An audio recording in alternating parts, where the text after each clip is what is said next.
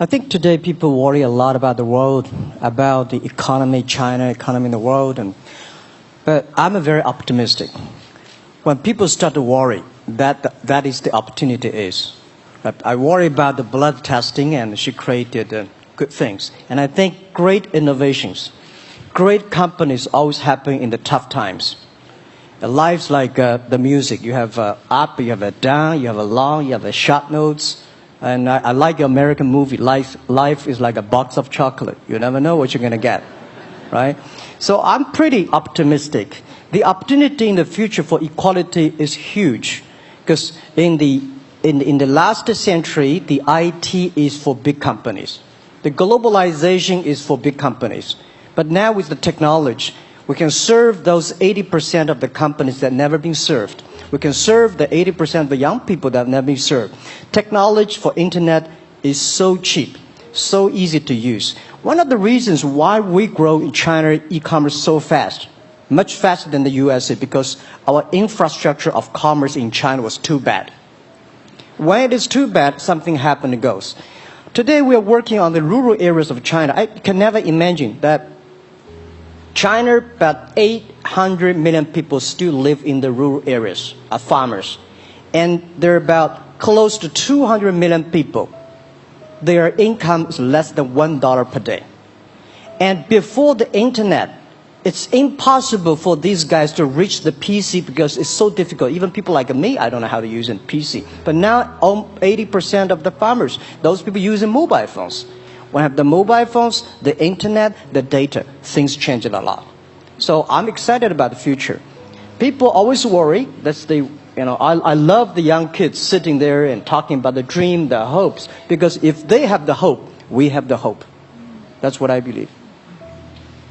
And let's just take what you do. And I've loved every description I've ever heard about how you serve people, and your story about the bamboo farmers and your wife and her friends. It was fabulous. But where's this going? What are you going to do? What are your plans to maximize the use that people in remote rural areas of China can make of their cell phones besides ordering your products? How are you going to get it? Are you going to get them in the banking system through cell phones? How? Well, we never know that we can grow so fast. The past 5 months, we covered 4,500 villages.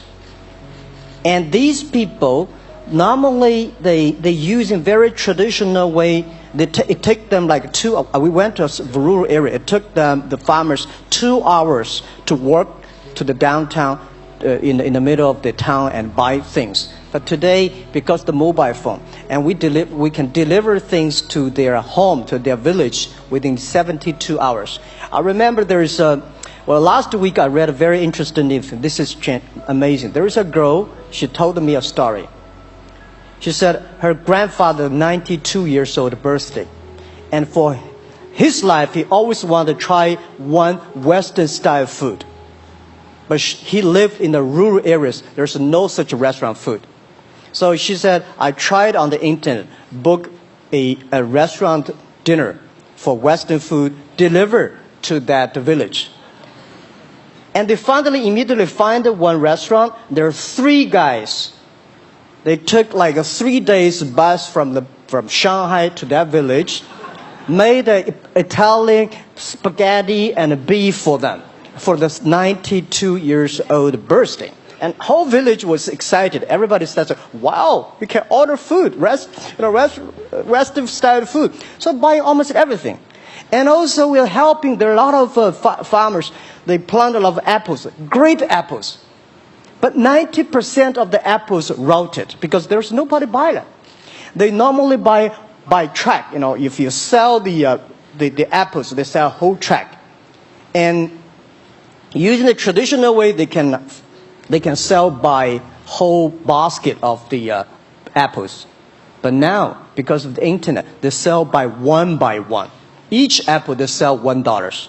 or 1 RMB or 2 RMB for each. So the farmers see using internet, they can buy and sell using the mobile phone. That changed their lives. And I think it's exciting. And people need examples when they see, well, my neighbor made money through online to selling things. My neighbor buy much interesting things online. People start to learn. And more people start to buy the mobile phones. We cannot make all the mobile factories to sell phones to them. Only they know the mobile phone really works, helping change their lives, they start to buy the mobile phones. Just one more question. And then, do you think this will make the current problems like the current problem in China less likely? That is, if we'll have more market information and the market will drive where the investment goes instead of the government trying to make judgments about, I better build another housing development or office development here, there, yonder, and you wound up with a bubble. Well, if it comes from the bottom up, is it more likely that fewer bad things will happen? Yeah, I think last week I was in Seattle discussing about the China economy. I think you American people worry too much about the China economy. Well, you see, every time when you start to worry about the China goes better. Every time you think China is in problem, we'll get better. But when you have to say, you have a high expectation of China always a problem. Like parents have the expectation of the kids, are the same. But there's a big difference between American consumption, because people say, well, the economy is bad, so China consumption will be good low. No, totally different. You Americans love to spend tomorrow's money. And the other people's money, maybe. Or maybe the children's money. We Chinese love to save money. We are probably the largest country, the safe deposit in the whole world because we've been poor for so many years. When we make money, we put in the banks because someday we know the disaster is coming, so we can spend the money. So when the economy is bad, we still have the money to spend. You guys probably don't. You worry. And the second thing is that China been focusing on developing for the past 30 years.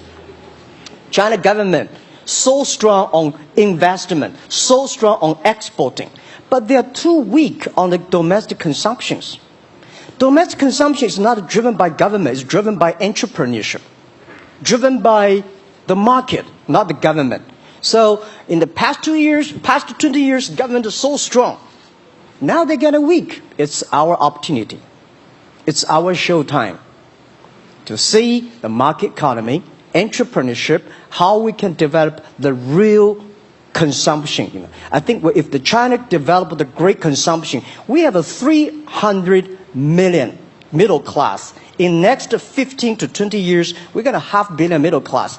We need to import a lot. So when we start to import, that's great. I worry a lot when we export. When we export, we got a terrible sky, we have a terrible water, we have a terrible environment. When we start to import, we got to be better. So that's all the great opportunity, guys. Be happy about that. I'm serious. I agree with that. I'm serious. Yeah.